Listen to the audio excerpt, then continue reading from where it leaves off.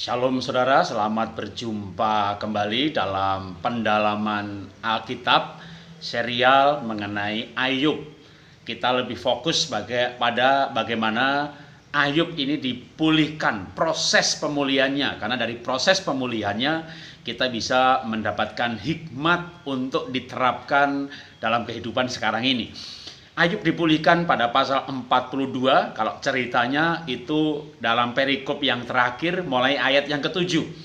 Itu judul perikopnya, keadaan Ayub dipulihkan. Nah, sebelum dipulihkan maka ayat di atasnya Ayub mencabut perkataannya, dia menyesal, merendahkan diri di hadapan Tuhan lalu dipulihkan.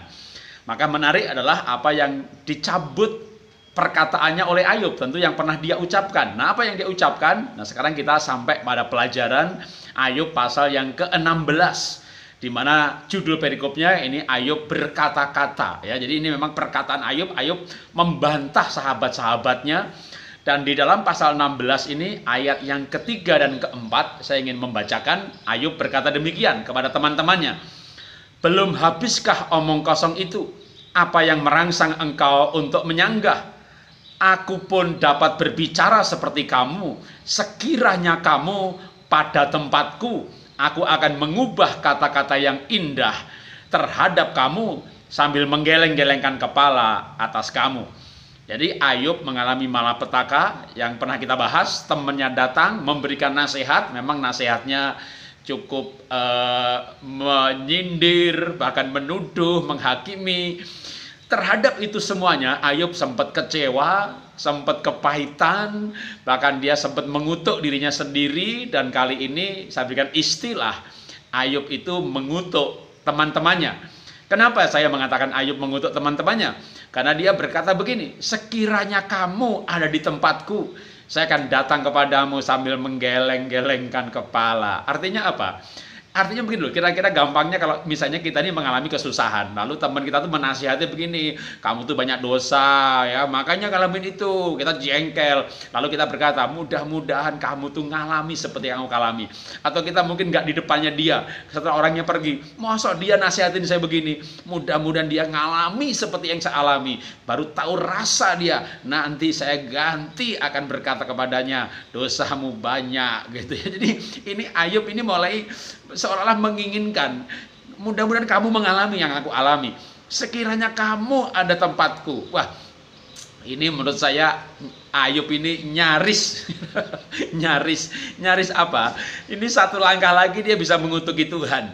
Tapi untung, masih ada untungnya lagi. Ayub sadar bahwa itu salah. Dia mencabut perkataannya dan dia tidak sempat berkata-kata yang salah tentang Tuhan. Jadi dalam hal ini Ayub tidak bersalah berkata-kata yang tidak benar tentang Tuhan, dan itu dicatat oleh Alkitab.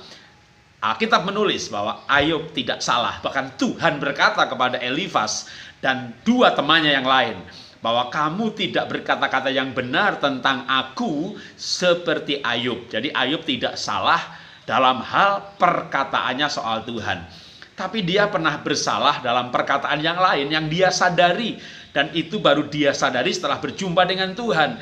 Dia menyesal, dia mencabut perkataannya. Termasuk perkataan pernah menginginkan sahabatnya mengalami seperti yang dia alami. Nah, karena itu penting bagi kita untuk tidak mengutuk orang lain.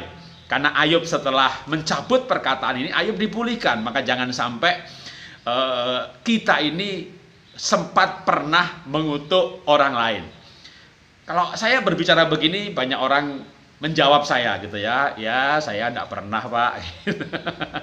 Ya, saya enggak pernah mengutuk orang lain. Tapi ketika saya jelaskan lebih dalam lagi, wah, kalau gitu pernah, Pak. Nah, makanya saya mau jelaskan penjelasan kepada beberapa orang selama ini yang membuat mereka sadar, wah, kalau begitu saya pernah, Pak. Ini saya sebut dengan istilahnya tuh kutuk Kristianika. Wah, apa itu kutuk Kristianika? Ya karena agamanya Kristen, maka mengutuknya itu nggak sadar, tapi ini kutuk. Cuma gayanya ya gaya orang Kristen yang kepahitan, lalu mengutuk, bentuknya itu doa. Nah, contoh begini. Diledek, difitnah, dibohongi, dibikin rugi, Lalu akhirnya berkata, saya ini nggak mau balas, ya. Pembalasan itu haknya Tuhan. Saya mau berdoa saja, biar Tuhan yang balas. Saya mau berdoa saja, biar Tuhan yang balas. Itu bentuknya doa, tapi motivasinya mengutuk supaya orang mengalami yang seperti dialami supaya Tuhan balas. Jadi ini sebenarnya Tuhan itu nggak melihat kegiatan. Kalau melihat kegiatan ya semua orang beragama berdoa. Tapi motivasi, maka Alkitab berkata Tuhan itu melihat hati. Ya, bukan doa, ya, enggak, dendam, mengutuk, ya. Yang lain lagi misalnya difitnah, dibohongi, ditipu, lalu berdoa, Tuhan, pembalasan itu hakmu Tuhan, aku tidak mau balas Tuhan, aku mau berdoa saja, biar digenapi seperti yang tertulis Tuhan, menaruh bara api di atas kepalanya, maka saya berdoa Tuhan, taruh bara api di atas kepalanya. Naruh bara api biar kebakar apa orang itu. Ini sama juga, ini mengutuk, motivasinya kutuk, bentuknya aja doa.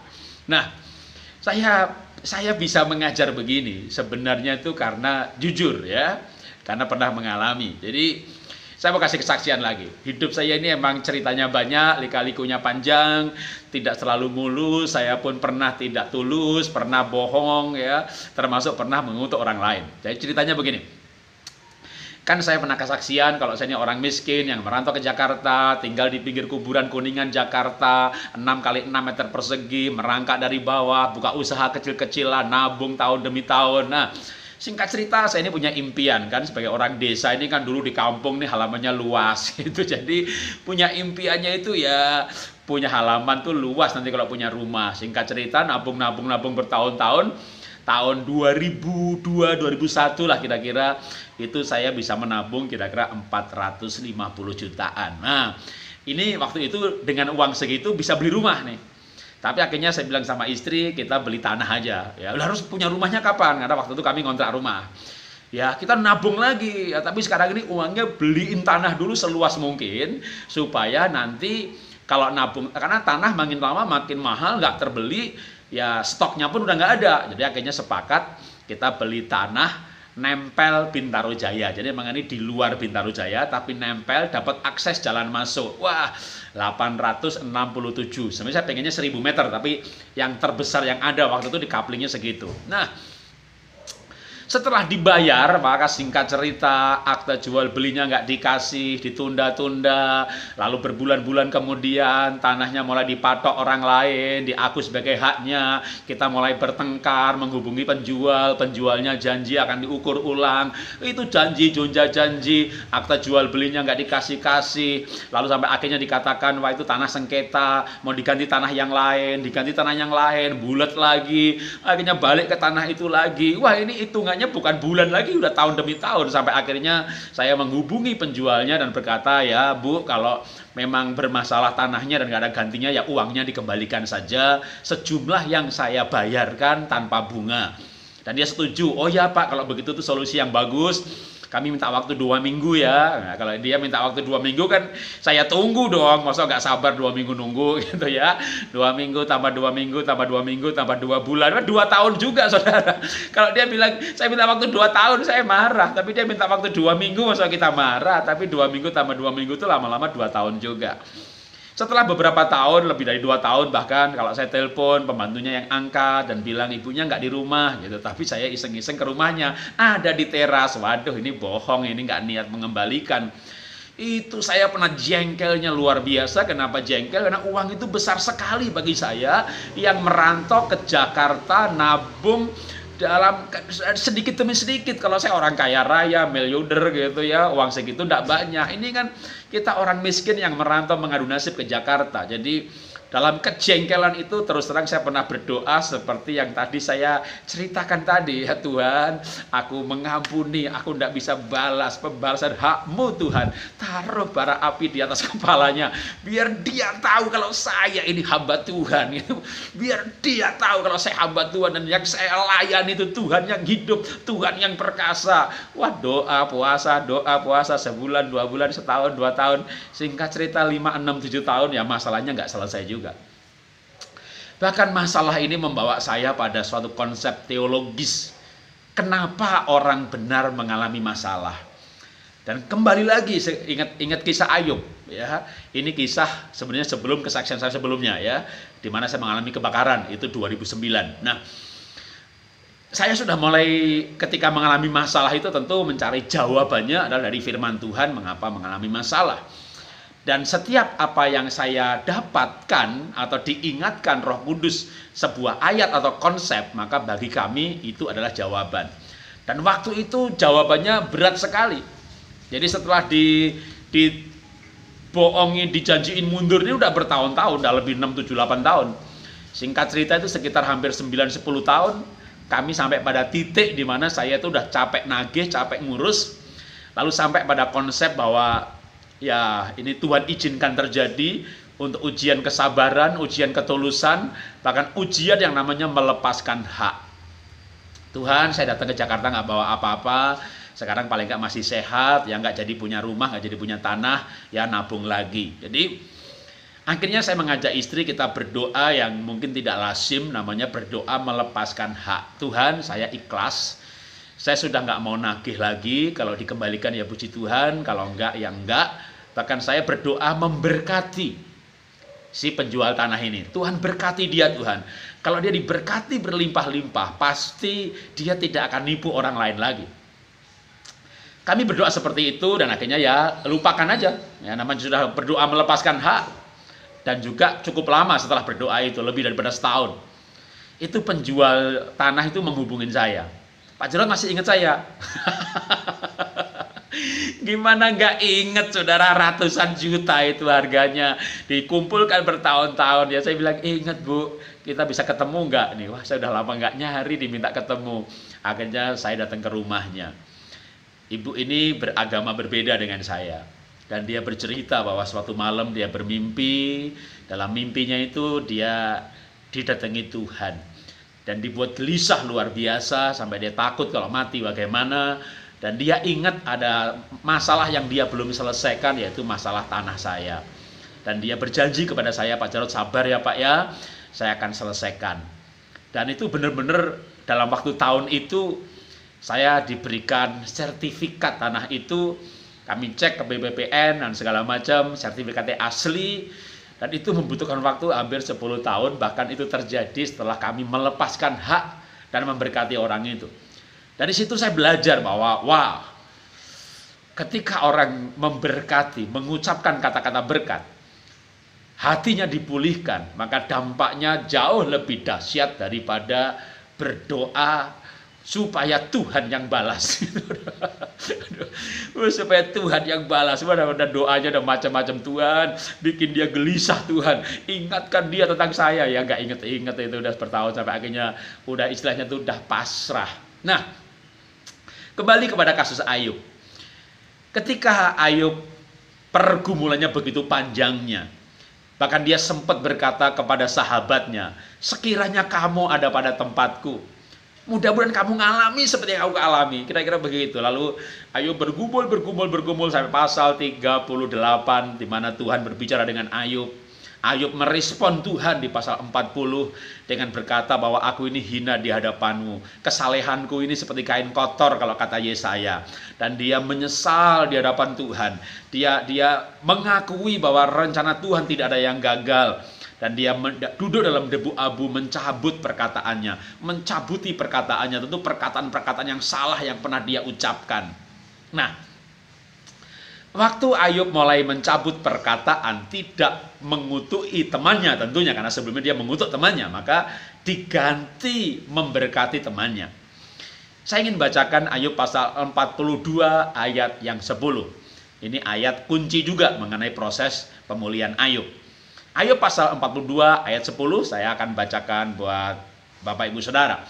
Lalu Tuhan memulihkan keadaan Ayub setelah ia meminta doa untuk sahabat-sahabatnya. Dan Tuhan memberikan kepada Ayub 2 kali lipat dari segala kepunyaannya yang dahulu.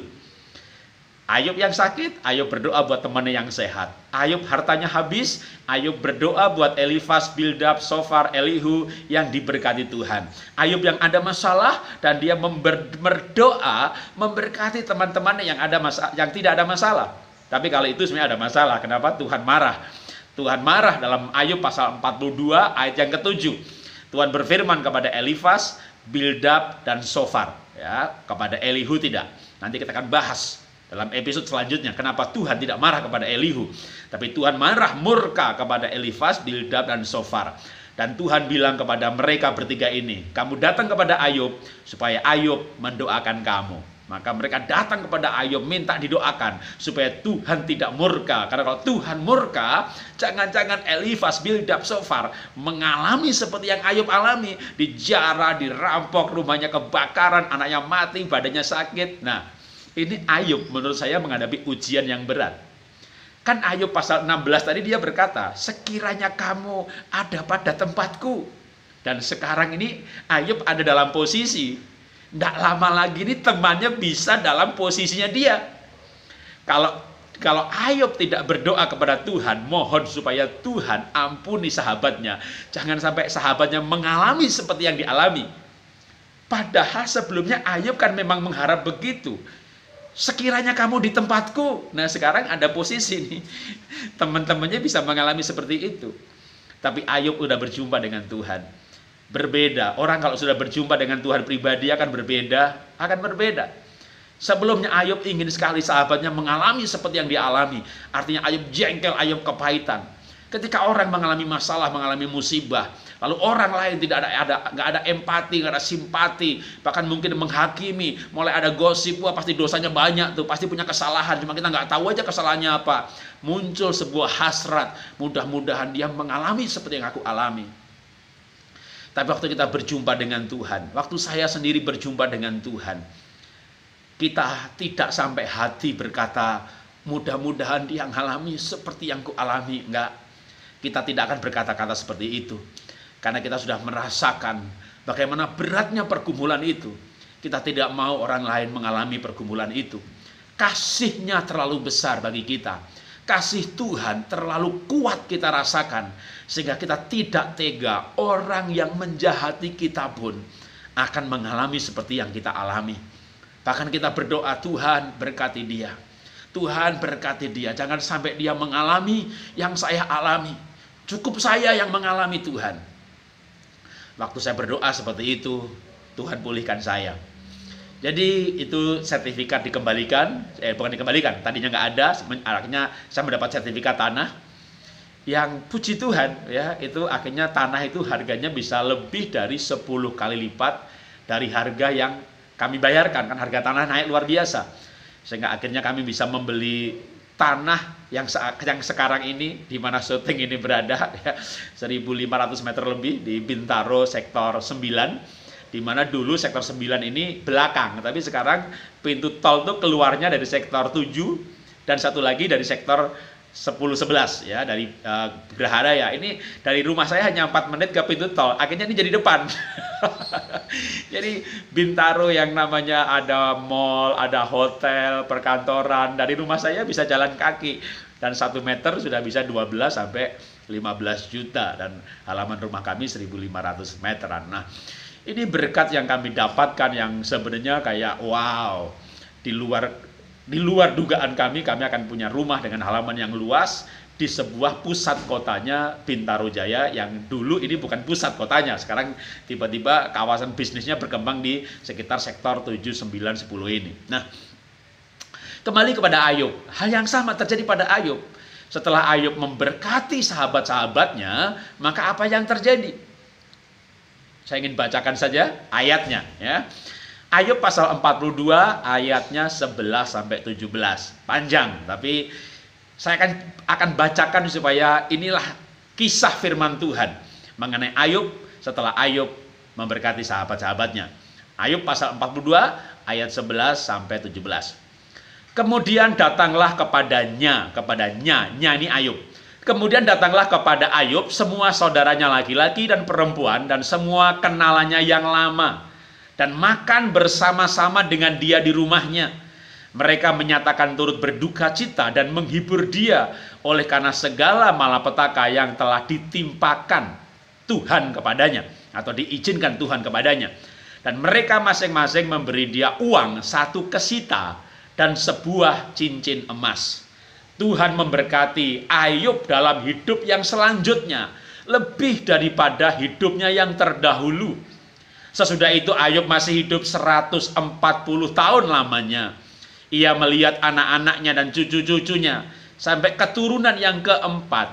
Maka matilah Ayub tua dan lanjut umur. Wah, Ayub masih hidup 140 tahun lagi, melihat cucunya sampai keturunan yang keempat. Jadi anak, cucu, cicit, apa lagi nih ya? Kalau di Jawa itu ada anak, cucu, cicit, udek-udek ciwur apa canggah. Itu artinya Ayub hidup 140 tahun. Nah, kalau anaknya umur 30 menikah ya benar sih sampai pada keturunan yang keempat. Dan kekayaan yang dipulihkan luar biasa 2 kali lipat. Padahal sebelumnya udah kaya sekali. Lalu keluarganya dipulihkan. Ayub punya anak 10, 3 perempuan cantik-cantik, ya, Kesia, Keren Hapuk, dan mereka semuanya anak-anak yang diberkati Tuhan. Tapi Ayub membayar harganya banget, bagaimana dia bergumul, berjuang mencari kebenaran, mencari nilai kekekalan, mencari jawaban. Kenapa ini terjadi? Kenapa? Jadi Ayub pergumulannya saya baca dari pasal 3 sampai pasal 37, bahkan sampai pada pasal 42 sebenarnya. Tidak ada satu kalimat pun dari doa Ayub, Tuhan sembuhkan aku. Enggak, dia bergumul kenapa? Tuhan apa salahku? Bukan dalam rangka memberontak, sebenarnya dia pengen pemahaman. Ini terjadi itu kenapa?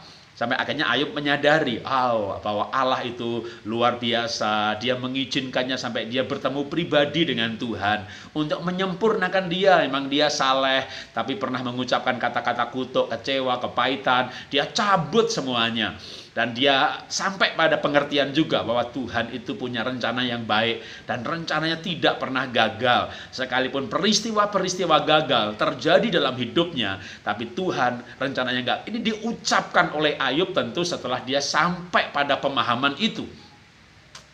Dan ketika pemahaman Ayub mencapai lebih baik atau kesempurnaan, kalau boleh saya sebutkan demikian, maka Tuhan memulihkan Ayub dengan cara-caranya yang luar biasa. Bukan sahabat-sahabatnya yang didoakan itu, Elifas, Bildad, Sofar yang menolong dia, enggak. Tuhan memulihkan Ayub lewat keluarga, sahabat, kenalan yang lama, didatangkan. Saya juga nggak tahu kenapa mereka nggak datang sebelumnya, gitu kan? Sebelumnya ngapain? Ingat nggak ayat yang mengatakan begini? Lalu Tuhan menggerakkan orang Mesir bermurah hati kepada orang Israel. Jadi waktu bangsa Israel itu keluar dari Mesir, maka bangsa Mesir itu bukan marah, tapi digerakkan oleh murah hati. Lalu mereka melepas cincinnya. Ini buat kamu, udah pergi sana. Atau ketika Musa menegur Firaun, juga ada ayat Tuhan mengeraskan hati Firaun. Jadi Tuhan tuh bisa menggerakkan hati. Jadi sebelumnya saya percaya Tuhan belum menggerakkan hati saudara-saudara Ayub itu datang menolong. Kenalan yang lama juga nggak digerakkan, maka berpasal-pasal nggak ada yang menolong Ayub karena memang belum digerakkan oleh Tuhan. Jadi kapan itu digerakkan oleh Tuhan? Setelah Ayub sampai pada tujuan ujian, yaitu naik kelas rohani yang lebih tinggi, mengenal Tuhan secara pribadi. Iblis membuat itu terjadi supaya Ayub mengutuk Tuhan. Tapi Ayub menang ujian, dia tidak mengutuk Tuhan. Tuhan melihat Ayub lulus ujian. Bahkan melalui peristiwa itu Elifas, Bildad, Sofar teologianya diperbaiki. Jadi kali ini semuanya menang, semuanya baik. Elifas, Bildad, Sofar mendapat pelajaran yang berharga. Ayub hidupnya dimurnikan. Yang kalah iblis lagi. Tapi itu tergantung juga respon si Ayub. Nah, maka mari kita meresponi hidup ini untuk membuat iblis kalah, Tuhan dipermuliakan, teman-teman kita menemukan kebenaran, dan hidup kita dipermuliakan. Saya percaya namanya Elifas, Bildad, Sofar itu akan pergi kemana-mana dan berkata, wah, Ayub baik sekali. Ayub doakan saya. Kalau Ayub nggak doakan saya akan mengalami seperti yang dia alami. Itu saya percaya sikap Ayub itu akan dipermuliakan oleh sahabat-sahabatnya. Ayub baik. Kalau Anda ingat, selain Ayub juga Musa. Waktu bangsa Israel menyembah berhala, Tuhan berkata kepada Musa, kamu minggir dari bangsa itu, saya akan punahkan mereka dan kamu akan jadikan bangsa yang baik, saya akan jadikan bangsa yang besar. Dan Musa berkata, Tuhan, nanti bangsa-bangsa akan berkata, Tuhan gagal membawa umat pilihannya. Mereka semuanya mati di padang gurun. Selamatkan mereka Tuhan, hukum aku Tuhan. Wow, itu menurut saya nggak tahu Tuhan itu betul-betul berencana untuk memunahkan bangsa Israel atau sedang menguji Musa. Dan Musa lulus ujian pemimpin di mana dia mencintai orang yang dilayani lebih daripada dirinya sendiri. Kan itu kita belajar dari firman Tuhan. Kita belajar bagaimana orang-orang yang pernah hidup begitu takut akan Tuhan, soleh akan Tuhan, dan juga mencintai sesama. Mencintai orang yang menolong itu mudah. Mencintai orang yang mendukung itu mudah. Tapi kalau mencintai orang yang menghakimi kita, menyalahkan kita, mengkritik kita, itu tidak mudah. Tapi biasanya kalau ada orang yang mengkritik, menghakimi kita justru makin dekat sama Tuhan. Karena itu jangan buru-buru marah dengan mereka.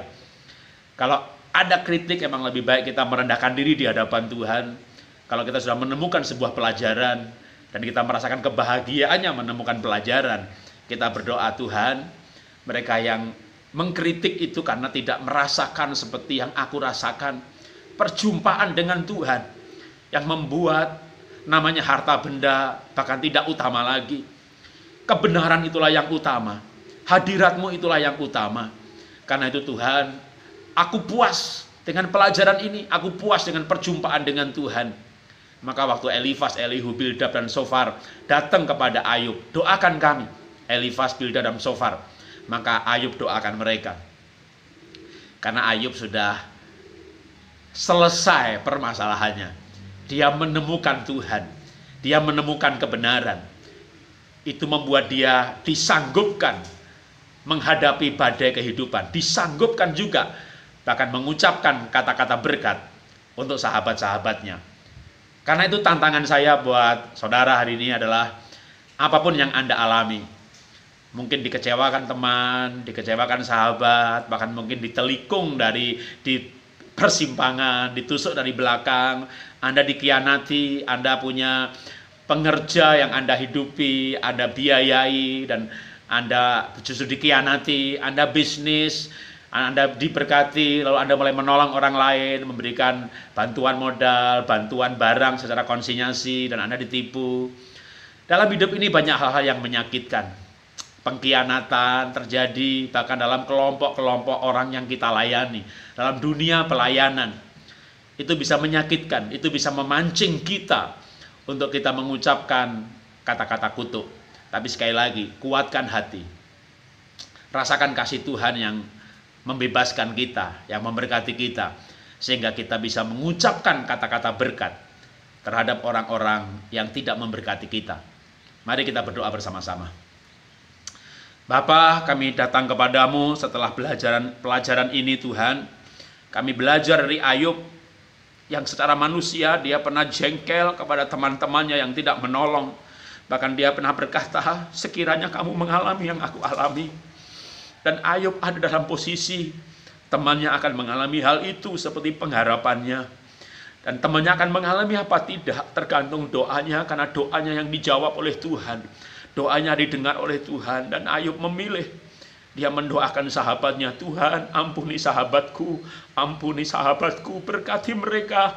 Mereka jangan mengalami seperti yang aku alami. Dan kami belajar hari ini Tuhan. Kami belajar dari doanya Ayub.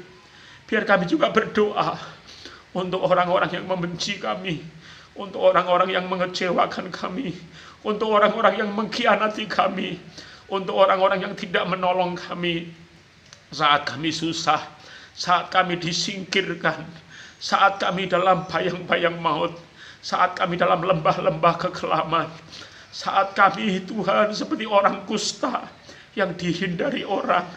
Dan orang-orang berkata, menuduh kami punya dosa, menuduh kami punya salah. Kami berdoa memberkati mereka Tuhan. Berkati mereka dengan perjumpaan dengan Tuhan. Tuhan temui mereka sehingga mereka merasakan yang seperti hamba-Mu rasakan. Damai sejahtera, sukacita, kekuatan yang dari Tuhan.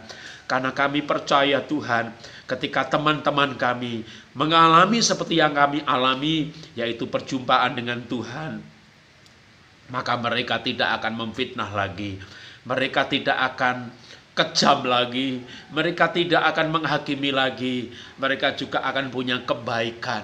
Terima kasih Tuhan, di tengah kesusahan ini kami mau mencoba untuk berdoa justru buat orang-orang lain. Kami buang egois kami, berdoa untuk diri sendiri, tapi sebaliknya kami berdoa seperti Ayub, berdoa untuk sahabat-sahabatnya. Demikian juga kami saat ini Tuhan, kami berdoa buat sahabat-sahabat kami. Berkati jemaat Tuhan, berkati pemirsa, berkati umatmu, berkati anak-anakmu, lindungi teman-teman kami yang harus bekerja dalam situasi seperti ini karena posisi mereka sebagai mengabdi, sebagai tim medis, penjual sembako, pengantar barang. Tuhan memberkati mereka, melindungi mereka dari mara bahaya. Terima kasih Bapa. Di dalam nama Tuhan Yesus kami sudah berdoa mengucap syukur. Haleluya. Amin. Ya, sampai gak tahan ya untuk tidak menangis, tapi inilah saudara inspirasi hari ini. Sampai berjumpa dalam pelajaran selanjutnya. Saya percaya saudara diberkati karena saya pun yang mengucapkan pelajaran ini, saya diberkati Tuhan. Sampai jumpa dalam pelajaran selanjutnya.